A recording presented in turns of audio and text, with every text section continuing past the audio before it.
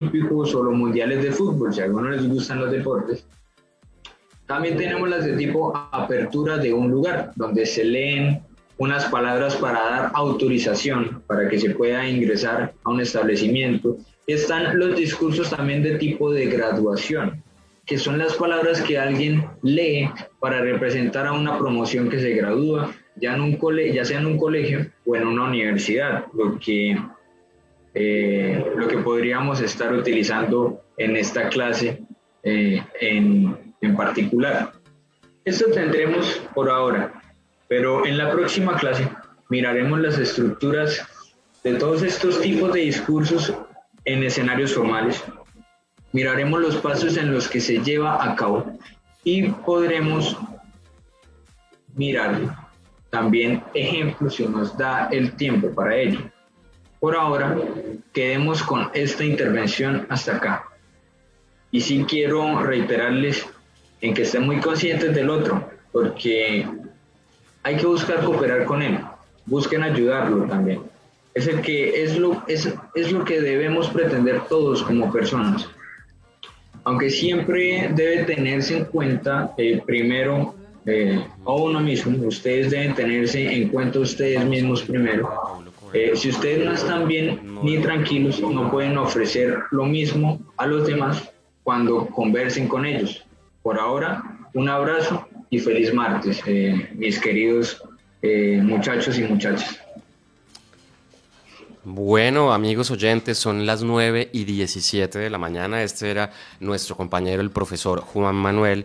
Juan Manuel es estudiante de la Universidad Javeriana, de la Pontificia Universidad Javeriana de Bogotá, y con él estamos haciendo un trabajo muy interesante. Hay que contarles a los oyentes que esta clase de competencias comunicativas tiene mucha acogida y es un espacio interesante para proponer el diálogo entre nuestros estudiantes. Ya lo decía el profe Juan, hay que dialogar y esta clase pues es una propuesta para ello, para dialogar. Y hablando de diálogo, tenemos un espacio aquí interesante para compartir. Ya nos están... Profe Juan Manuel, ¿cómo le va? Ahora sí lo escuchamos. Es que teníamos un ya. ¿Cómo le ha ido? Gusto saludarlo. Buenos días. No importa, continuamos. Miren, estamos aquí todos muy animados y muy contentos celebrando. Recuerden que hoy se está celebrando el Día de la Niña y el Niño. En diferentes países cambia un día, cambian dos, pero el Día del Niño, como el Día de la Mujer, como tantos días fantabulosos, deberían celebrarse todos los días sin tanta bulla y más bien con mucho empeño y mucho trabajo. Por eso nosotros todos los días estamos aquí de lunes a viernes de 8 a 10 de la mañana emitiendo en vivo y en directo por los 95.3 de la frecuencia modulada de Manare Radio.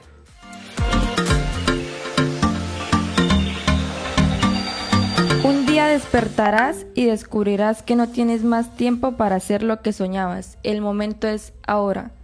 Paulo Coelho.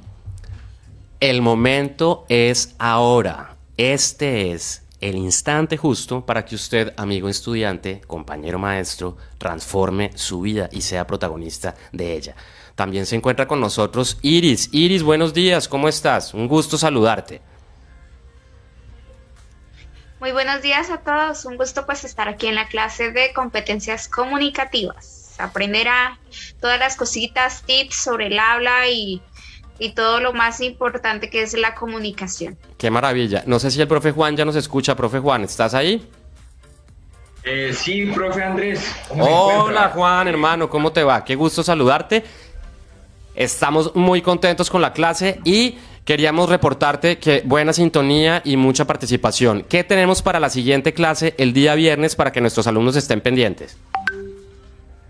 Pues, profe, como yo comentaba, en el último tramo de esta clasecita, pues comenté algunos discursos que vamos a tener pendientes en el tipo de conversación formal y los comenté que serían el discurso de tipo celebración, el discurso de inauguración de un evento, el de apertura de un lugar y el discurso de tipo graduación. Esos 4 discursos vamos a estar interiorizándolos y vamos a mirar la estructura de ellos, pero por ahora solamente los mencioné a partir también de hacer un pequeño repaso de algunas características que tiene la conversación formal, tanto informal como formal, y también es tan importante que es el estar consciente del otro y el estar consciente de uno mismo para poder brindarle todo lo mejor que uno tenga a los demás. Entonces es algo que quería reiterar mucho en esta clase y espero que los queridos chicas, las queridas chicas y chicos hayan tomado esa charla con buena acogida. Entonces, bueno, eso es lo que veremos la próxima clase. Y hasta ahora, pues un gran abrazo a todos nuestros oyentes. Un saludo, Iris, y un saludo, profe. Bueno, profe Juan, entonces nos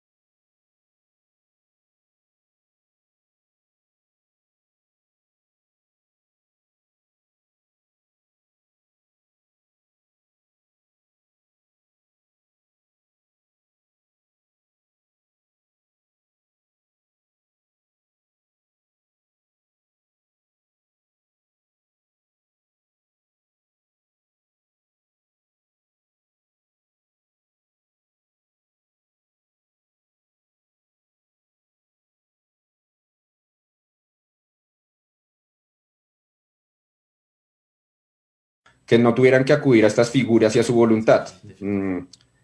Luego, cuando la filosofía empieza a desarrollarse en Atenas, ya se traslada de las colonias griegas a la metrópoli, es decir, Atenas. Cuando se empieza a desarrollar en Atenas, digamos que uno de los primeros pensadores, y que es también como un personaje mítico en la historia occidental, pues es Sócrates, que como les comentaba, Sócrates no escribió nada. Digamos que todo lo que sabemos de Sócrates lo sabemos por sus discípulos, y lo sabemos particularmente por Platón, que es la primera persona que funda algo así como una escuela que se llamaba la Academia de Atenas, y pues obviamente su objetivo era un poco preservar el pensamiento de su maestro y de los otros filósofos que los habían precedido, y también divulgarlo. Entonces, este es como el primer intento, digamos que uno podría verlo como el primer intento de organizar un colegio o tal vez una universidad, porque como les comentaba la sesión pasada, pues en la Grecia antigua no había una organización para educar a los jóvenes. Básicamente la educación de cada joven corría a cargo de sus padres, en casos excepcionales como el de Esparta corría a cargo de la ciudad, pero Esparta no educaba para pensar, educaba para la guerra, básicamente educaba a soldados. Entonces, este esfuerzo de Platón por organizar una academia y por tratar de conservar el pensamiento y transmitirlo, pues fue, digamos que muy importante. Bueno, ya aquí me están permitiendo compartir pantalla. Entonces aquí, este es el mapa que quería mostrarles a los que nos siguen por Facebook Live. Aquí está Grecia, donde pues aquí vemos Atenas, y este era como la metrópoli. Esto es lo que hoy en día es Turquía, y aquí están todas las ciudades donde, digamos, donde nació la filosofía con los primeros filósofos como tales de Mileto o Heráclito. También hablamos de Zenón de Lea, que les comenté la famosa paradoja de Aquiles y la tortuga. Esta era una colonia que, pues, digamos, quedaba en lo que hoy es Italia. Entonces, como vemos, digamos que los griegos tenían un comercio muy grande y se expandieron, pues, básicamente hacia las costas vecinas. Y una de las costas vecinas, pues, era Turquía, y la otra es lo que hoy en día es Italia. Este era el primer mapa el mapa que les quería mostrar. También la sesión pasada les comenté de esta obra. No sé si ya la están viendo, pero bueno, les comenté de esta obra que... Sí la estamos viendo, profe, sí la estamos viendo, claro que sí. Está en pantalla el mapa, todo está ahí bien. Se llama La muerte de Sócrates, pero ya están viendo la obra de arte, es que no sé si... No, la obra de arte no, estamos todavía en el mapa. Esperen un segundo porque está fija la proyección ya. Esta obra que les comentaba, que ahora sí creo que la están viendo. Bien. Esta obra se llama La muerte de Sócrates, la pintó un pintor francés que se llama Jean-Louis David, y pues básicamente nos muestra la escena que comentábamos en la sesión pasada. Sócrates es juzgado porque básicamente hacía muchas preguntas, pues digamos esa es como la explicación que podemos dar hoy en día, y hacía preguntas incómodas, como si el gobierno de Atenas era justo o no. Y esto lo llevó a que se le hiciera un juicio por corromper a los jóvenes, pues digamos que ese era uno de los cargos, y el otro cargo era también por impiedad, es decir, como por irrespetar a los dioses, pues porque recordemos que la filosofía nace un poco de esta lucha con la mitología. Entonces, aquí en este cuadro, pues digamos, Platón, la persona que vemos a los pies de la cama de Sócrates es Platón. Y vemos la famosa escena en la que le dicen a Sócrates, pues, ¿por qué no huye de la ciudad si la condena es injusta?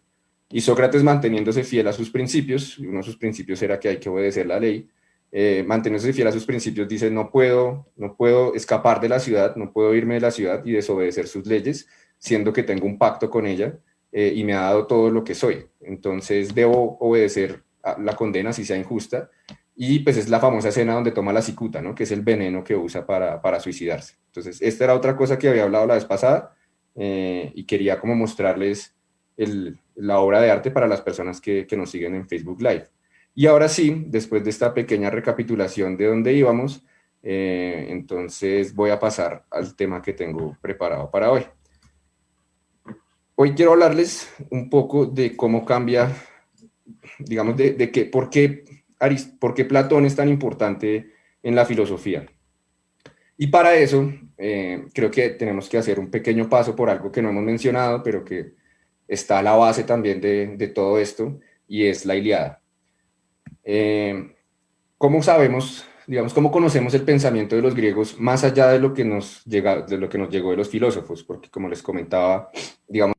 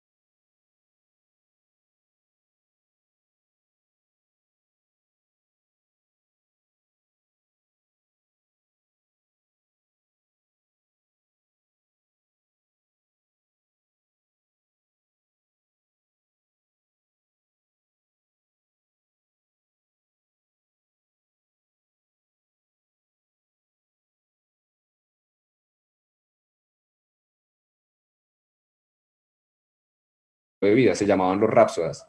Entonces, ¿cómo conocemos ese pensamiento? Precisamente porque la tradición oral y la tradición un poco de aprenderse esto de memoria fue lo que nos permitió que después, cuando se inventó el papiro, pues el pergamino, perdón, cuando se inventó el pergamino, esto se pusiera por escrito y llegara y se conservara hasta hoy en día, cosa que no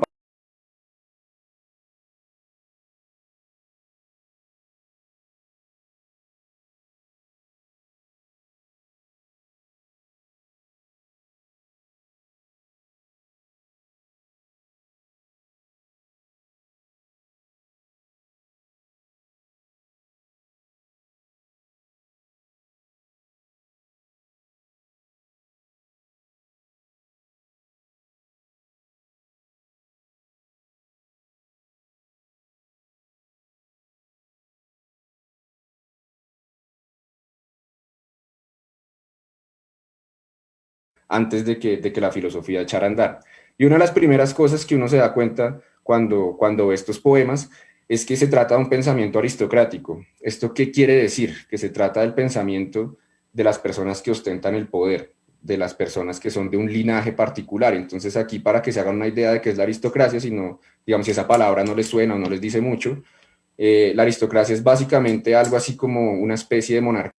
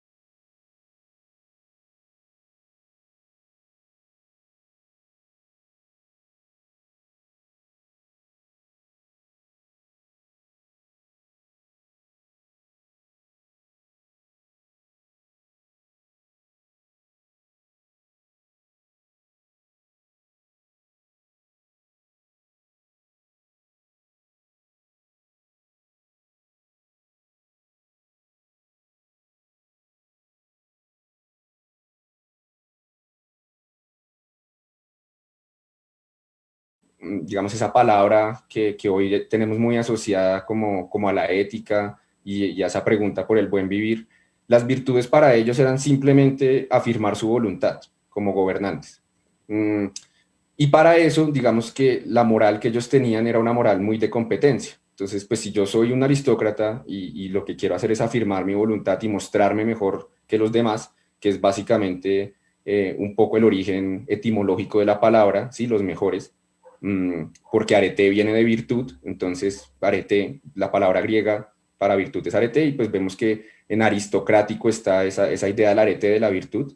Entonces digamos que un poco la moral griega era una moral de competencia, para entender algo que también les había mencionado, que en una clase anterior, que puede parecerle raro a uno hoy en día, y es porque en un mercado se hacen juegos, o sea, porque en una feria donde van comerciantes a intercambiar mercancías hay juegos para que los griegos muestren como sus virtudes corporales y pues esta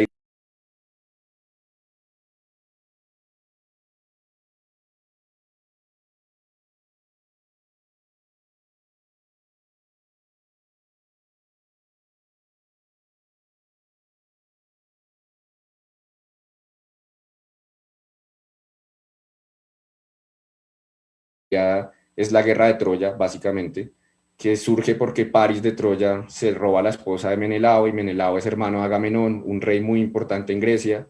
Este rey convoca a los otros reyes de Grecia y se van a Troya. Como dato curioso,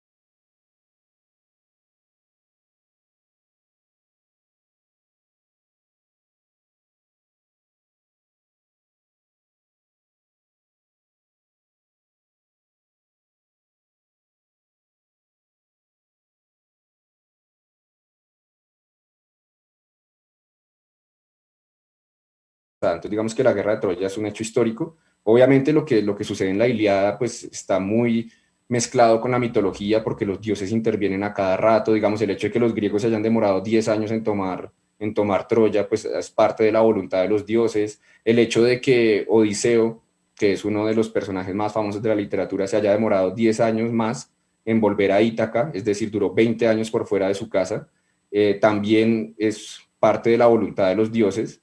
Entonces, digamos que si bien es un hecho histórico, como lo relata Homero, está muy mezclado con lo que hacen los dioses y está enfocado en los reyes, porque los reyes son los personajes importantes y son los personajes virtuosos para este pensamiento presocrático. Entonces, aquí por eso menciono presocrático con mucho énfasis, porque esto es lo que pensaban antes de que Sócrates empezara a hacerse preguntas de qué es vivir una buena vida. Si, digamos, de verdad vivir una buena vida es simplemente ser el hijo de un gobernante, o cualquiera puede vivir una buena vida. Porque en este pensamiento presocrático, digamos que las virtudes sí estaban reservadas para la aristocracia.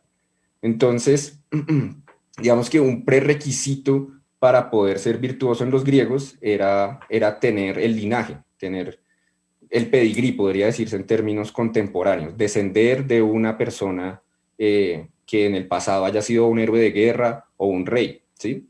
Y esto los griegos lo llamaban physis, que pues si les suena parecido es la palabra de donde viene nuestra palabra española de física. ¿Mm? Y pues se referían era a eso, como a la constitución del sujeto, a quienes habían sido sus padres.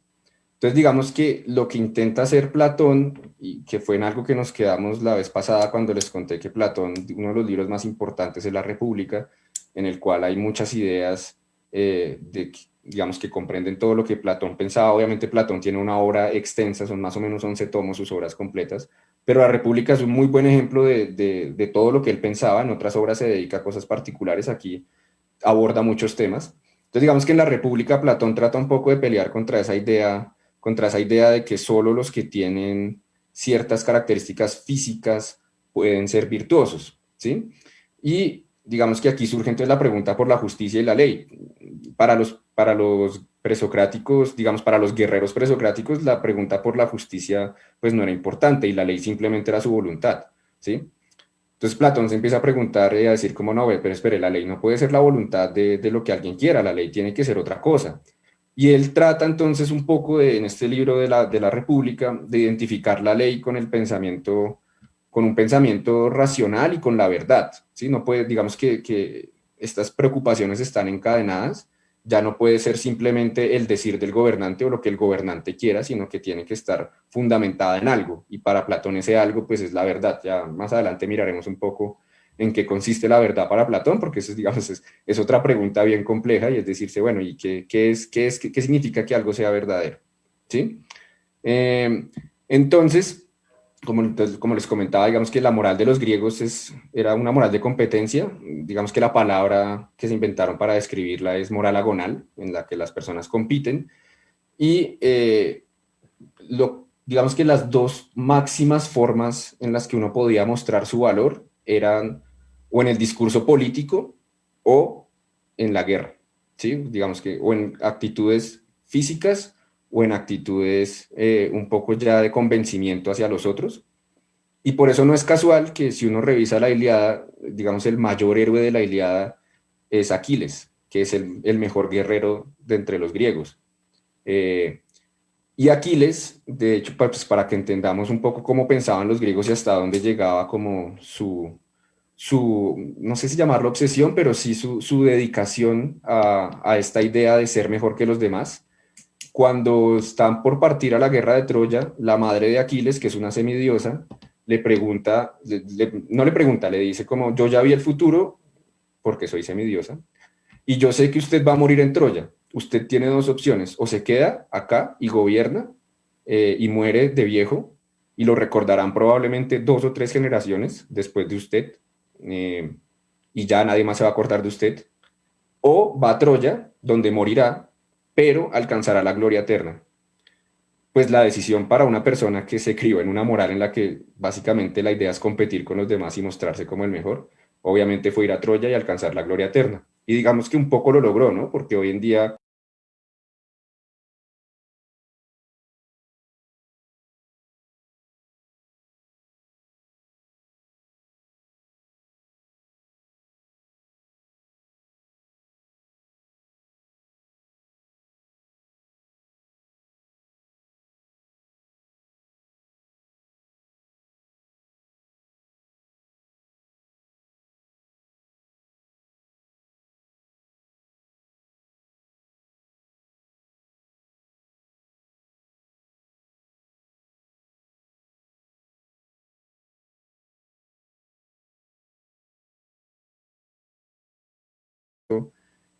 Odiseo, y el hacedor de obras era Aquiles, que era el mejor guerrero de los griegos. Sin embargo, y aquí viene un punto importante, digamos que para una precondición para uno poder hacer esto era ser aristócrata, ¿sí? Digamos que yo podría ser muy valiente, pero si no era aristócrata a los ojos de los griegos antiguos, pues nunca lograría ser como Aquiles, ¿sí? A pesar de, no sé, de tener excelentes actitudes físicas y, y entrenar mucho tiempo y ser muy valiente en el combate, pues si no era hijo de alguno de estos linajes aristócratas, pues no podía llegar a alcanzar la virtud. Entonces, digamos, como el ejemplo que ya les había puesto para entender esta idea de la fisis griega, pues es el del pedigrí, ¿no? Si pues digamos, un perro que por muy fiel que sea, no tiene pedigrí, pues no es un buen perro, ¿sí? Pensando un poco como pensaban los griegos. Un guerrero que por muy buen guerrero que sea, no es hijo de un aristócrata, pues no tiene la fisis, no tiene la física necesaria para hacerlo. Entonces, digamos que Platón empieza un poco, esto ya venía de Sócrates, pero Platón empieza un poco a cuestionarse esa idea de la virtud, ¿sí? Entonces empieza a decir, la virtud no puede ser simplemente lo que piensan los aristócratas y no puede ser simplemente eh, nacer de una familia aristocrática, la virtud tiene que ser de otras cosas, ¿sí? Y la palabra justicia, la palabra, digamos que a los aristócratas se les asignaban varias características. Por ser aristócrata también era hermoso. Digamos que la belleza estaba asociada con aristócrata, con aristocracia. Por ser justo era aristócrata. Eh, lo que trata de hacer Platón entonces es darle la vuelta a la cosa y decir, no, no, no, momentico, por el hecho de que usted sea aristócrata no significa que sea bello, ni que sea justo, ni que sea virtuoso, ¿sí? Entonces aquí viene una pregunta, por la palabra virtud. ¿Qué significa tener una virtud? Y ahí es entonces cuando Platón empieza un poco en la República a preguntarse qué son las virtudes. Y se hace una pregunta fundamental porque, digamos, ser justo es una virtud. Y se hace una pregunta fundamental que no se había hecho hasta el momento. Digamos que Sócrates la había hecho, pero no había ofrecido una respuesta. Sócrates tiene una gran habilidad para hacer preguntas y para conducir a su interlocutor a través de las preguntas como a que él mismo llegara a una respuesta, ¿sí? Y Sócrates hizo esto con Platón y Platón llegó a su propia respuesta, que es la que él nos va a dar en la República. Y en la República, pues básicamente es la primera definición así como clásica que tenemos de justicia, que todavía hoy en día se escucha, y es que la justicia es dar a cada cual lo que le corresponde, ¿sí? La siguiente pregunta que uno se haría es, bueno, ¿y qué le corresponde a cada cual? ¿Cuál es el parámetro para decidir qué le corresponde a cada cual? Pero digamos que este es como el primer intento de respuesta, y la forma que encuentra Platón para responder esa pregunta, dar a cada cual lo que le corresponde, dentro de la ciudad, porque recordemos que aquí la pregunta es que es un gobierno justo, o sea, ya no podemos seguir con el gobierno de lo que los reyes quieran. Entonces, cuando Platón se pregunta por qué hace que un gobierno sea justo y da esta respuesta, dar a cada cual lo que le corresponde, entonces empieza a preguntarse, bueno, ¿y qué le corresponde a cada cual en la ciudad de Atenas? Y recordemos un poco que Platón había quedado desencantado de la democracia ateniense, porque la democracia ateniense había condenado a su maestro pues, a la muerte. Entonces, en esta búsqueda de decir, bueno, ¿qué le corresponde a cada cual dentro de la ciudad, dentro de la organización política? Platón trata de dividir la ciudad en tres tipos de sujetos. Entonces, él va a decir, bueno, ¿qué cosas necesita una ciudad para prosperar? Obviamente necesita unos gobernantes, necesita un ejército para defenderse de las invasiones extranjeras y para defenderse de los enemigos internos, y necesita pues una organización económica. Entonces digamos que básicamente Platón en la República divide la ciudad en esas tres características. Y una vez ha dicho que estas son las cosas que necesita